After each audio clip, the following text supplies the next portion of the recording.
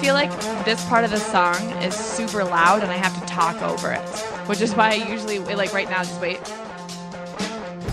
Hello. Yeah, that's where it's meant that's where it's meant to come in. I know. But then we get close to that little 30-second time limit. We've been getting chastised. That's all right, 30 so that's seconds? down. Hey, 25 seconds. Done. Perfect. Can't Can't stop us now. Can't stop us now. This is the Minnesota Pubcast. I'm Molly Burke. Hi. Jason. Oh. Hi. How you doing? Jason McCutcheon. Hi. I'm almost doing that so I can hear myself. That's what I was trying to do there. All right, good. Got my levels adjusted. Hi. Hi. What do you want to talk about? What are you drinking today? Oh, yeah. Well, do I have to admit it? Yeah, you have to. Oh, you know what? I'll only admit it if I like it. Okay. That is the first sip of a Blue Moon. Oh, God. That I have taken. Oh, God. What is... Oh, no. Oh, none of that. Death by... Jeez. Death strangling your dog over there. This is the first sip of Blue Moon I've had in years. And I usually need an orange slice in it. And I usually don't drink anything out of the bottle. Because that's the finishing of the brewery process to pour it out. But I think it's fine. I'm actually really surprised. I could drink that right now. Can I try it a little bit? Do you want to switch with me?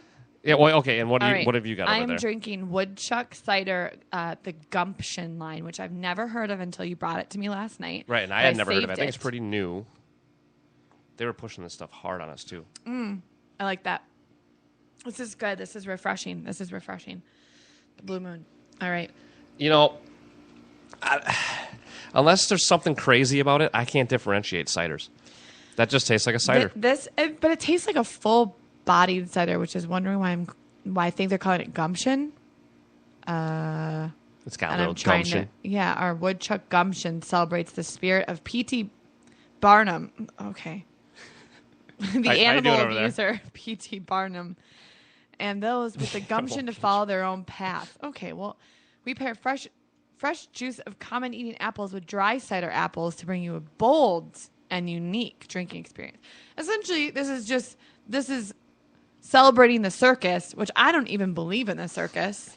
I'm anti-circus. No, I'm anti-circus. Remember, I'm anti-zoo. So I'm super anti-circus. I think zoos can do better things than circuses can do. Oh, absolutely. On the scale of abuse, I think that the zoo, being that it's purely for entertainment, there's zero saving anything for anything. I think it's more just... You mean the circus? I'm sorry, the circus. The zoo, I think, yes, there can be... there's redeeming qualities to zoos. There at least most are definitely redeeming qualities. And, you know, they used to be a little more restrictive, and now zoos have, I think... more just societal standards. People don't want to go to places where they feel like animals are being cooped up. Yeah. So I think zoos really get the funding and make the changes needed now to make people feel a little bit better about going there. Because nobody wants to go to a zoo and feel shitty about themselves. See, and I went to... because it's all about us, right? Well, of course it's all about us. Screw the animals. It's just about us. But I went to Como last year, and...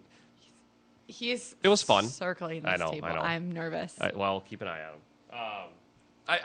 It was fine. I mean, I was there with my nephew and a friend, and so I think that distracted me from worrying about the animals or anything. But I didn't enjoy it. But that was Como. I should take him to the Minnesota Zoo and check that out. I haven't been down there in so long, and I know, and they have money, so they're in much better shape than Como.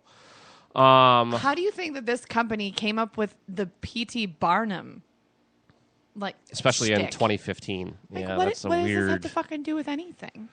You know what? You have to differentiate yourself some way with beer these days. I mean, he's just trying to jump on some kind of bandwagon. I don't know. Gumption.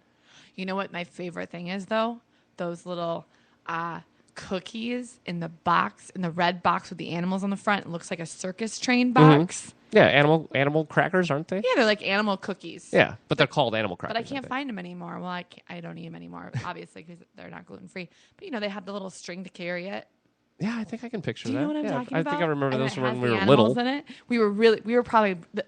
I used to eat them when I was 5. Yeah. And they're like an inch by an inch size, the little cookies, right? Or you mean? Yeah, I mean not the box, the cookies. The cookies are shaped like animals. Yeah. And then I remember those. So tasteless, good. but good. But I mean, there's nothing to them. Shortbready. Yeah, there you go. Shortbready. There you go, folks. That's a good description. Well, we had a good topic. I want you to bring that up for sure and I feel like I heard somebody talking about this recently too. But no, yeah, I think actually this came up on Corolla during the news. So Underwear. Go ahead. Yes. What's the new trend? Oh wait, well, shall we introduce? This is not quite a dating thing, but it absolutely plays into dating. So we're gonna go from underwear to being alone. So let's just kick off this little mini segment with our dating. With the dating theme? Yeah. All right, here it goes. Makes sense. I have another one with an intro. Maybe we'll play it next time. You get to decide whether you like these, hate these, and we can get rid of them. I don't care. But here's take. Are you talking to me or I'm the talking to listeners? you. Well, the listeners can also tell me if they hate it. I would. I'd actually appreciate that. But here is our little dating intro that I put together. They say time heals a broken heart. You said on our very first date that you don't like flowers, that they're a waste of money. Every girl likes flowers, Gary. You say that you don't like flowers. I'm supposed to take that to mean that you do like flowers? No, this is not about. You're not getting it. I said, all a woman really wants you to do is ask her the correct questions that will allow her to run her fucking mouth. Everybody has their time. Everybody has their time. I mean, not everybody. There are people out there who there's just nobody for them. Yep. I wasn't looking for a girl like that. Well, Columbus wasn't looking for America, my man, but that seemed to work out for everybody, didn't it? You're here. You know what I mean? So I'll just Never have a friend as a female. You know, you always got to be fucking them. That's the only reason to be around them.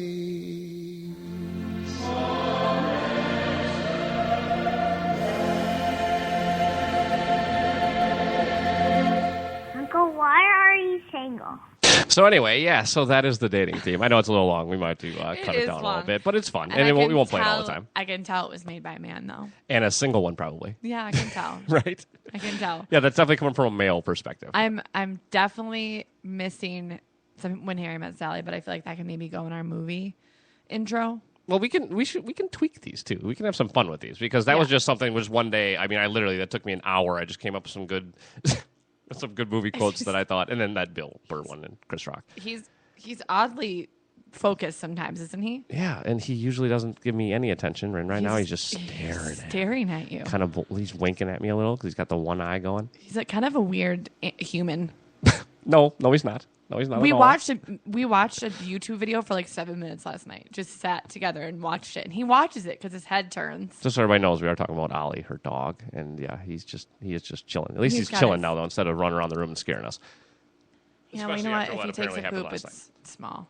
So anyway, undies. What's going on with undies? What's happening in the world of undies? Well, I read an article about trends in underwear, and the thong is supposedly completely gone now. Not completely, but it's really had its day, its heyday, and now the thong has left the building. Who was that? Who's the thong song? Who's the Cisco? Cisco.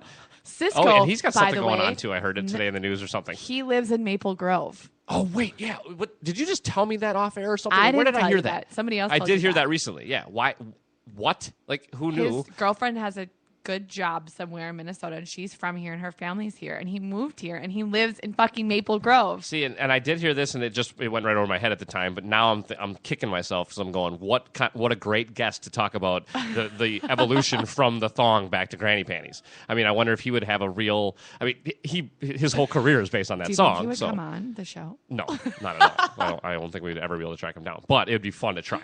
You never know. He might be really bored and just sitting on his millions. Well, he lives in Maple Grove. He's bored. He's got to be bored. Whatever. He probably has a driver that brings him on here whenever he wants. I'm sure. But why Maple Grove? I mean, why? That's what I was like. Of all places, Minneapolis wouldn't surprise me. Like if you're in the Twin Cities, that'd still be interesting and kind of like, oh, really? But you wouldn't be shocked. But I heard Maple Grove. I mean, it's kind of far away. It's not that far. What is it? Like 30 minutes? It's north? 30 minutes north of Minneapolis, and it's always bad traffic and just because 94 is always into construction and shit. And it's on the way to cabin country, so it just is on the way to cabin country. I can't imagine trying to drive home in July on a Friday from work. I mean, you just leave at 1 in the afternoon. You can't even. No, you just don't work Friday. You work Friday at home. You don't. So what do you think of this though? What do you think of this trend? And you didn't get to necessarily where it's going from the. Yeah, it's not like they're not just like leaving and nothing's there. Yeah, now the chicks are just not wearing under anymore. You know, they figured let's just go to nothing. It was so close. It was very close to nothing. And now women are going towards either, like what you'd call granny panties, whether it's which briefs. isn't correct. It's not, it's really not a good correct. term when No, because that implies that they look bad, Right. and these don't necessarily look bad. right. And I would say when you think of granny panties, you probably think of like the high waisted, but that's coming in with the high waisted, but to fit with the jeans, because jeans are like high waisted pants and jeans are in right now. So a lot of the high waisted underwear that are more slimmy that kind of have that vintage look to them, and then kind of what you call boy shorts or briefs are also in. Mm-hmm. And so what is your take on this? I obviously have. I mean, one, but what I'm is right yours? there with the trend. Like I have. You're already with it. You mean? I love buying new underwear, but I have like maybe, I don't know, if I have 20 pairs of underwear, 5 of those are thongs. And what was it 5 years ago?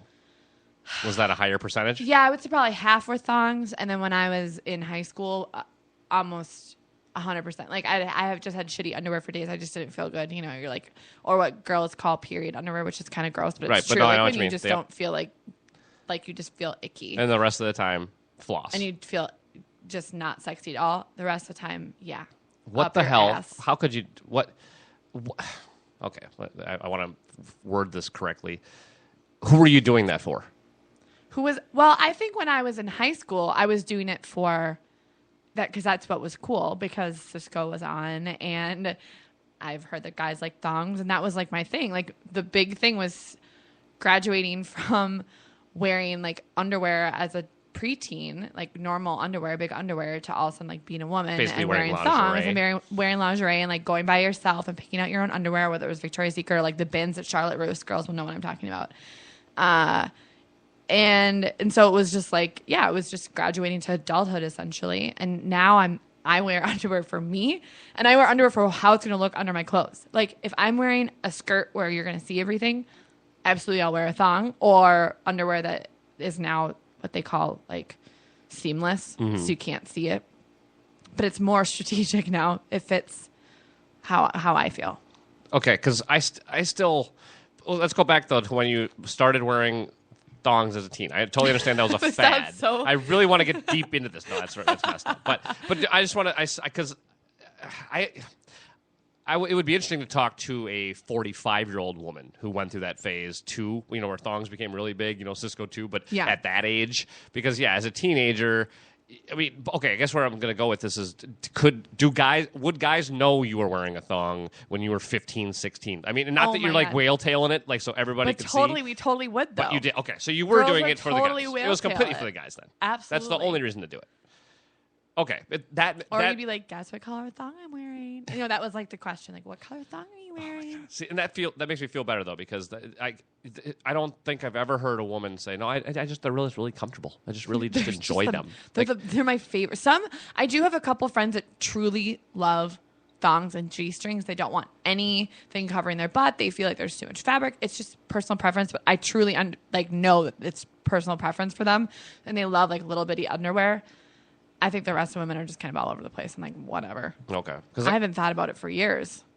But I hadn't make really fun either of my until this friends. came out. I make fun of my friends that have these like itty bitty stripper underwear. I'm like, oh my God, look at your fucking underwear. You look like a stripper. And they're like, I know, I love it. I'm like, oh my God, that's so funny. I hate that shit. Yeah, you know what I mean? I love this new trend because again, when a good-looking gal is wearing like booty shorts Love booty that shorts. looks great, and yes, it is kind of covered up, and I think it's even a throwback to like the Mad Men type stuff, Totally. where that was sexy, like that, and that what you're still showing skin, you just don't have to show everything.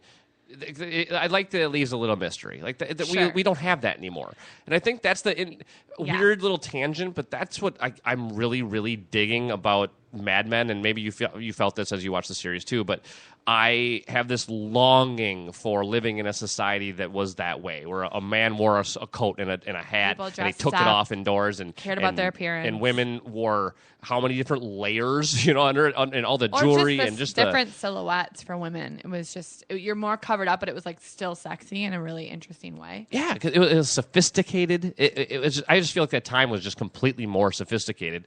But I do, again, again, about how the show works, though, it's amazing because they still show that people were just fucked up, and they always have been and they always will be. It's just they lived in a different time period. That's the only difference, really, which is very fascinating. Well, even in like music videos now, you see like in the 90s, you'd see like girls in thong swimsuits or thong underwear or whatever, like the sexy music videos, and now it's women in like even the dirtiest ones, like Nicki Minaj, she's still wearing like some, weird ass different types of underwear that like shows the bottom of her cheeks or something. It's super funny to see that not everyone's in a thong anymore, and there's just more different styles out there than I think. Everyone was a little more like universal in the early 90s and 2000s. I feel like everyone wore the same fucking shit. Yeah. And now it's a little like all over the place. It's kind of personal preference. And it must be just one of these cycles too, where we just, for sure. you got to a certain point where was there to go with, again, the flaws. But have guys ever you got to really come back cared another way around. When it came down to it? We want you out of whatever it is. We don't care what, unless,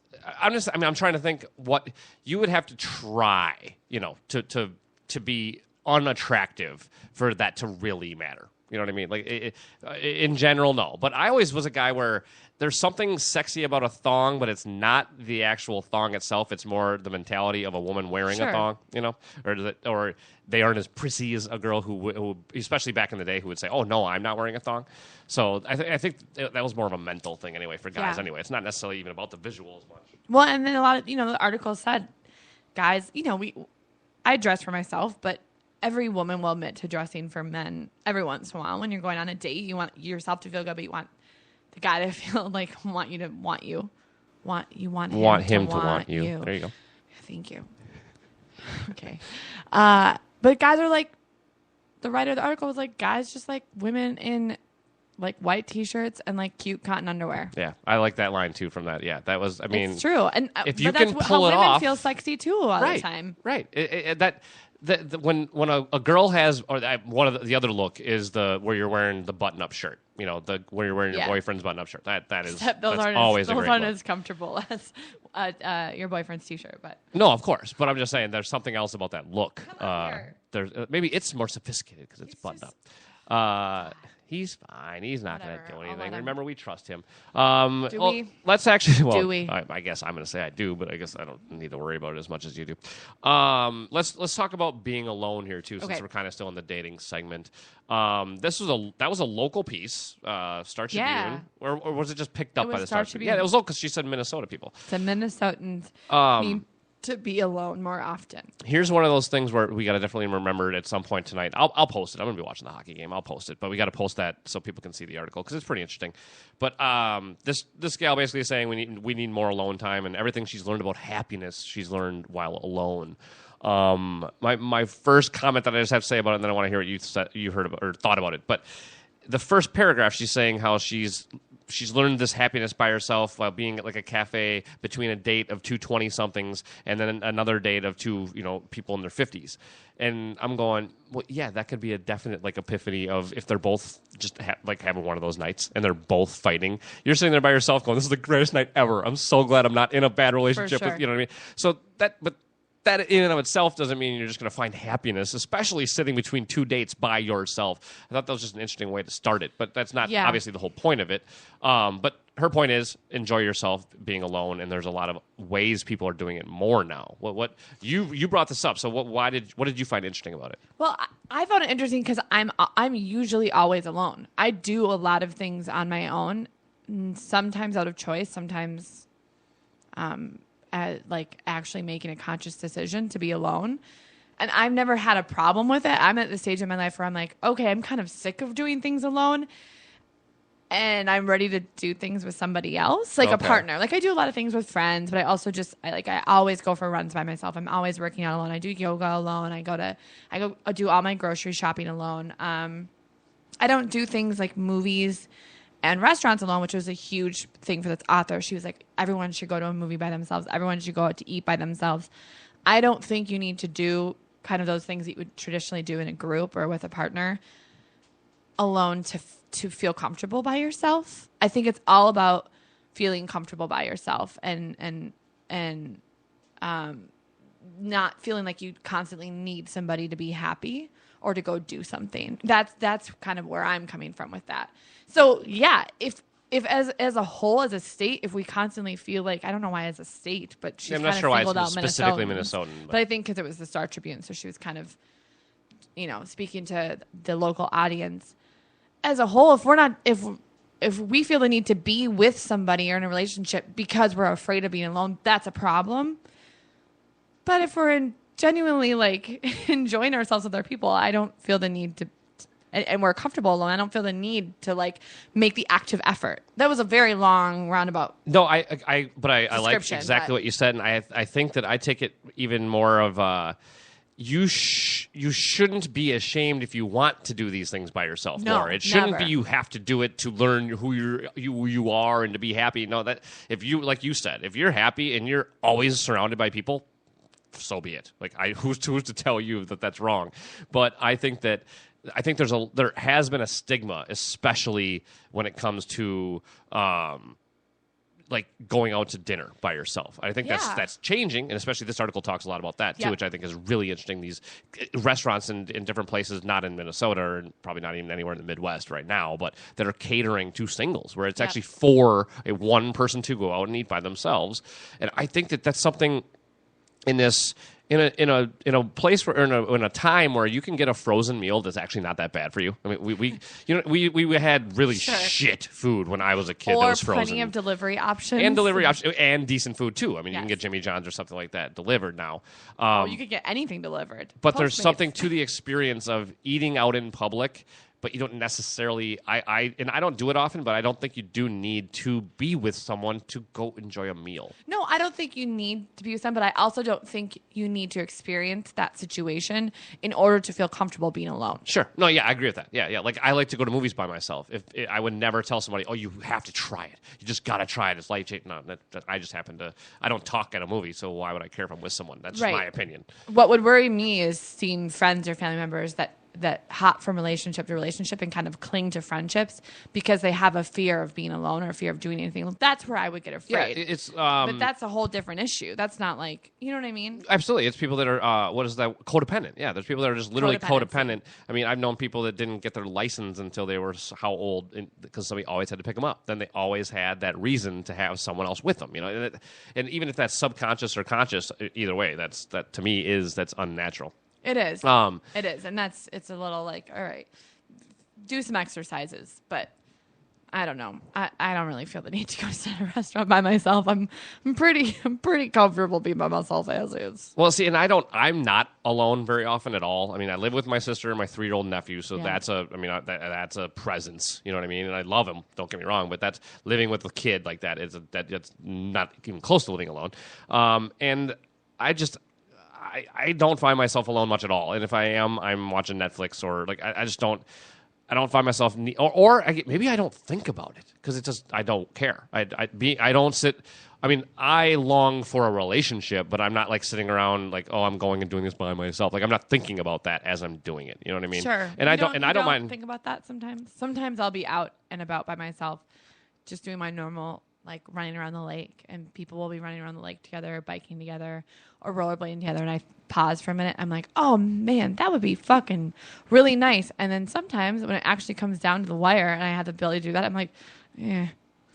Brilliant segue. Brilliant segue into this because... Not because I don't, love the person I'm with or whatever. I'm talking hypothetically, but... Yeah. No, okay. So, did you see this story? Maybe you didn't even see it. I think I posted it yesterday, though, about the golfer... whose wife has told him he can't play golf anymore. They've been married for a year. Read it, but I read the headline. I thought it was funny. I should have pulled the article up, but you can go find that too. Just Google it. It's really funny. But this guy is basically saying here's my golf clubs, $500. They're awesome. I love playing with them, but I'm not allowed to anymore because my wife doesn't allow me to play golf. So that made me think a couple of things. First of all, dude, will you open this for me? I'm sorry. But is your wife running everything in your life too? By the way, I mean that sounds messed up. It doesn't even say. It just says she doesn't allow me to play golf anymore. But where I want to take that is because what you were just kind of saying. I think I'm 80-20 on this. 80% of me wants a future wife that would want to play golf. Okay. 90% of the guys I know, though, all say, no, you want that to be your escape. That's your chance to not be with her. And I think even like you're saying, when you're in a relationship, especially if you've been in one for a little while, you might want to go for that run around the lake by yourself, like to just kind of have that alone time. Give yourself some space. And so I'm wondering where do you fall down on that? Where I used to think that maybe it's really healthy to be that couple that does everything together. There is no separation. We love the same things. We do everything together.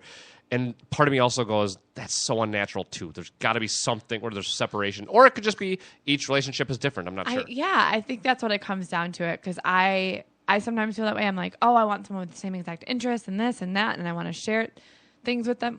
How do you feel about that one? That's like a bittersweet barrel aged. Yeah, it seems like a cider. Less sweet. And then I see friends in relationships, they're a little more codependent and they're very like kind of their schedules kind of mesh around each other. I don't know how I feel about that yet. I like still struggle every day because like I said, that in theory to me seems really great. Yeah, in theory. And I want to do things with the person that I love and that they love, but at the same time I do want to hold on to things that are really important to me that maybe I feel like I'm forcing them into something like, oh, please come play golf with me. It's like, no, that's a little healthy to let them go and, do their hobby, do their interests, take some time alone. And for me to go do my hobby, it doesn't have to be kind of constant. And I think sometimes people fall into that trap. Yeah. But, maybe 75% of the time you are together. Right. If you're married or in a very committed relationship. Well, I would want that's what I would say. My spouse or future spouse or girlfriend, whatever, to be interested in at least most of the stuff that I am, right? Or at least a percentage to where that was the biggest problem in my last long relationship was we had nothing in common. Like we have more in common now 3 years after being broken up than we did when we were together. Like it's weird, but and you do need. That's where I wonder: is it a crutch at some point where everything is together, right? Or again, is it just sometimes those couple that's just a personality type thing too? I don't know. I think it's healthy to have both, and I think it's important to balance. Have shared interests and have shared hobbies and make sure that those are the things that you grow and learn and do together. But then make sure there are still a couple of things that you do with your friends or you do by yourself. And that person is there to support you and say, yes, go do that. I fully support you doing that, but I'm not physically going to be there. Yeah. I think that's the most important thing you can do is support somebody you're not totally into. We are so rational. I know. God, it's disgusting. We're the most rational people, Jason. And here we are sitting here single as hell. On that note, why don't we take a quick break? It's going to be a little shorter show tonight, guys, because we got Wild Wednesday downstairs. Lots of wild talk to talk about. Wait a minute. They're actually, Stanley Cup Finals does start tonight, though, and I feel really bad now. Now they're going to miss the beginning of the game. So let's take our break and get the fuck out of here. Reach for this one. Just when you thought it was safe to go back online. Let's turn it on. That took a very PG direction. Along comes this hit show. I'm constantly burping on stage. Hey, you heard about Madonna, right? Twin Cities hit show with Rusty, Courtney, and Chuck. Had she fallen to the ground and her eyes rolled into the back of her head, what would you, Tim Mahoney, have done? I'd have tried to make out with her. Nice. Get in line. The Twin Cities hit show with Rusty, Courtney, and Chuck airs live daily, 9:30 to 10:30 on the Alive and Social Network. Ever swallowed a bug or choke like Courtney on stage? Yeah.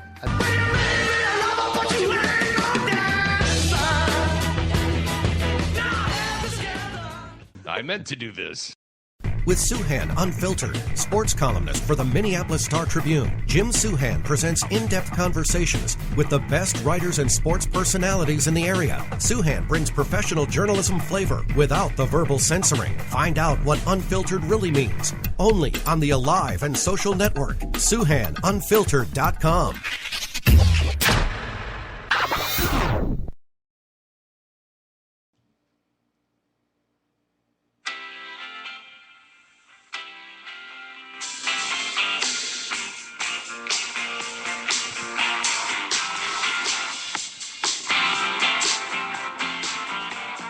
So full of life. Now, I really hope that's not how the show is tonight. I hope it's not that thin. I'm so fucking excited. And that's a nice phone, but you just can't make them sound that good. That's why they have Bluetooth speakers, and they're phenomenal. There's just a bunch of bows set up around TCF. Did you Did you mention that you were possibly going to go to the show last night? I know we talked about the Stones coming, but I don't know if you mentioned you might go. I gave up the idea yesterday, and so I was like, I'm not going. Whatever. Well, so here's what happened. My roommate's boss was selling tickets, so my mom wanted to go, and she was like, "All right, I'm gonna get tickets," and then that fell through. And she was really disappointed. And she was so excited that she got tickets. And I was like, that's perfect. We got her amped up, Mm-hmm. Do you know where they are? I got them. So where are you guys sitting? That's what I was saying. I'm wondering this. Where are the seats? Where me and my mom sitting. We're so It's excited. at the bank, so like, it's probably not a bad seat in the house. I'm kind of, back in one of the corners. But Okay. I'm row 5 in the upper level. Okay, that's not too bad. Row 5 or row 7. You've got a good 20, 30 rows in the top, I think. There's 31 rows in the top. There you go. So I think I'll be pretty good. It Yeah. might be, back in that kind of far corner where you feel really far away, but What's the old forecast? it's going to Is be it done? clear by Are we 8 done? p.m. Wow, that couldn't have worked out better for you. That's I awesome. am so fucking excited. Now, do they have an opener? Do They have bother? Grace Potter. I don't think I know who that is. She's great. Look at that. 8 p.m., 68 and cloudy. 9 p.m., partly cloudy and 68. Oh, it's nice and humid too, so the 68 is still going to feel warm. It's gonna be awesome. Beautiful. Well, like I said, we got Wild Wednesday coming up. The boys are going to come in here and talk some hockey. Excuse me, but we do have at least one more thing we want to get to on our little docket, and that would be this Classroom in the Woods. Now, I have talked about Classroom in the Woods. that sounded weird too. It sounded like a horror movie. The Classroom in the Woods. I've talked about reading about these walking classrooms, these especially like for kids 3rd, 4th, 5th grade, these young, active young kids that need to be moving, but also just because you can't sit in that box of a classroom for 8 hours a day. Right. And I just had read basically that they were doing like math and science and doing whatever, just normal class, but outside and moving. This is a little different. Mm-hmm. And cool. I think I'm down with this, but I think I like the other idea better. But this is just another takeoff on it. I think. Yeah. Why don't you describe it? Yeah, I read this on NPR of all places, NPR.com or .org, and it's a school in Vermont. And every single Monday, rain or shine or any sort of weather, they take the kids out into the woods, into the classroom, and let them explore. He's sneezing. Okay, that's what that is. Okay, Yeah. just making sure. I didn't know what the hell that was. Yeah. Yeah. We got AC in the background humming. We got dogs sneezing. This is actually not too bad, but we'll have to listen to it and see what white noise is in the background. And we apologize if you do hear that little. It sounds like. Yeah, it might be. Yeah, it might be soothing. Kind of go to sleep. But anyway, they take the kids out to the woods and they just explore and they take those kids out to the woods. Yeah, they do. That sounds weird. Yeah, right. And they just let them explore nature. And I don't know if it's kind of a different task each day. Like, well, it's once a week, and they just let them go. Yeah, and they have a couple, teacher and then a couple volunteers to make sure students are safe, obviously, and they have to dress for the weather. And teachers have said that it really helps improve not only concentration in the classroom, but real world problem solving. Like, hey, we want to get, they're kindergartners, so they want to play with everything. And it's like, wait, we want to tear that branch down, but oh, wait, we can't. How do we together pull it down? And the teachers do not interject. They do not do anything to influence them. They just let the children communicate and figure it out themselves. And I'm like, I know it sounds so fucking hippie, but I think this is so cool. To me, it sounds like it's tricking them into learning almost without them ever knowing it. I mean, you're learning physics, you're learning math, you're learning about nature and science and all that stuff in general, and even in just once a week. And then I think if this would work right, and if we could apply this across the board, doesn't that make you then those other 4 days, or maybe even kind of switch this up a little bit too, and it's more outside and less of this inside stuff? Absolutely. But wouldn't you want to now learn physics and these in algebra, totally, so you can explain that you couldn't break the branch? Like it'd be cool to be able to go, oh, there's a way of actually like writing that out and explaining life. Yep. I completely agree. And not only I think is nature just like good for your mental state. I mean, I think it just keeps humans calm, and I think that's our natural habitat is outside. So not only going back to kind of the biology of how we're supposed to work and how our minds and bodies are supposed to function, sounds very hippie, but I think any single subject that you're going to learn in school can be applied to nature, whether it's, like you said, physics, chemistry, art. All those real life teachings are applied right there with problem solving. So yeah, and I think that we are. I would love this to be mandated. I'm sorry, I'm just going to put it out there. Agree. I love this to be fucking mandated, especially for inner city kids and kids that don't have the opportunity to get outside and go work with nature, whether it's planting a garden or doing something where they're physically building something, is so cool to me. I think we're training. I don't think this. I'm pretty fucking sure of this.